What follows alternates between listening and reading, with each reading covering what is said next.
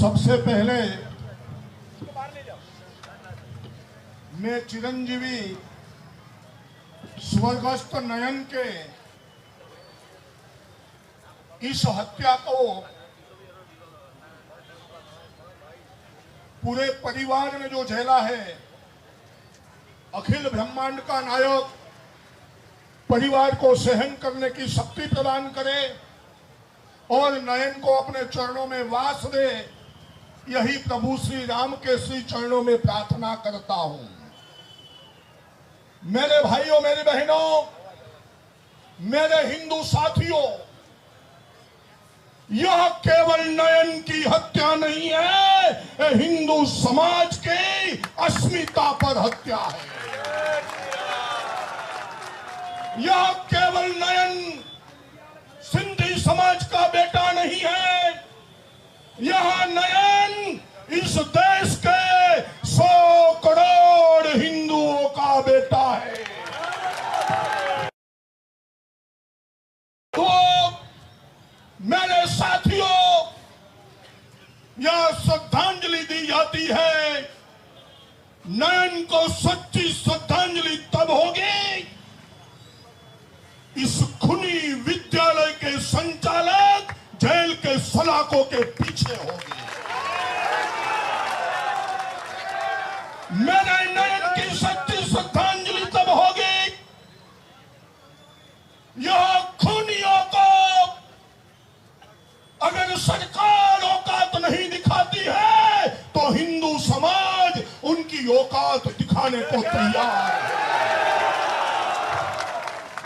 मेरे भाइयों, हमें समझना होगा, सोची साची साजिश है। कल मैं प्रवास से आ रहा था, साबरकांठा के बड़ाली में एक विद्यार्थी पर हमला हुआ, भूज में एक विद्यार्थी पर हमला हुआ, बालासिनोर में हमला हुआ, 5 दिन पहले मेहसाणा में मेरे हिंदू साथी पर हमला हुआ, राधनपुर में मेरे एक साथी पर हमला हुआ। यानी मैं कहना चाहता हूं, यह केवल हमला नहीं है, इस्लाम प्रेरित जिहादी हमला है। भगवान ने मेरे हृदय और जबान में कोई अंतर नहीं दिया है, इसलिए मैं आज कहना चाहता हूं, आज मुझे कहना है, अगर नयन को श्रद्धांजलि देनी है तो हमें देखना होगा, सोचना होगा, समझना होगा, यह नयन को मानने की विचारधारा कहां से आती है। नयन को काफिर कौन मानता है। मेरे भाइयों, मेरी बहनों, यहां मीडिया भी है। मैं कहना चाहता हूं, हिंदुओं को मारने की विचारधारा इस्लाम की शिक्षा पद्धति में से आती है, कुरान और हदीस में से आती है, मदरसे में से आती है। अगर कोई दूसरा नयन न खप जाए, दूसरे नयन की हत्या ना हो, तो मेरे हिंदुओं जग जाओ और कुरान और हदीस पर प्रतिबंध लगाओ, मदरसे पर ताले लगाओ। जब तक इस्लाम की यह शिक्षा बंद नहीं होती, इस देश में कोई आतंकवाद को नहीं रोक सकता। इस्लाम की यह शिक्षा बंद नहीं होती, ऐसे हमारे कई नयन मरते रहेंगे, हम श्रद्धांजलि सभा करते रहेंगे। सच्चे अर्थ में श्रद्धांजलि करनी है तो हमें नहीं चाहिए मुसलमानों के तलवे चाटने वाले राजनेता, हमें तो हिंदुओं को सुरक्षा कवच प्रदान करने वाले राजनेता चाहिए। इसलिए मैं मांग करता हूं, हमें तो महाराणा प्रताप हमें तो छत्रपति शिवाजी चाहिए, हमें तो लाचित बड़फुकन चाहिए, हमें तो विजयनगर का सम्राट कृष्णदेव राय चाहिए, हमें तो भारत को वीर भारत बनाने वाला मेरा वीर सावरकर चाहिए। मेरे भाइयों, इसलिए मैं कहना चाहता हूं,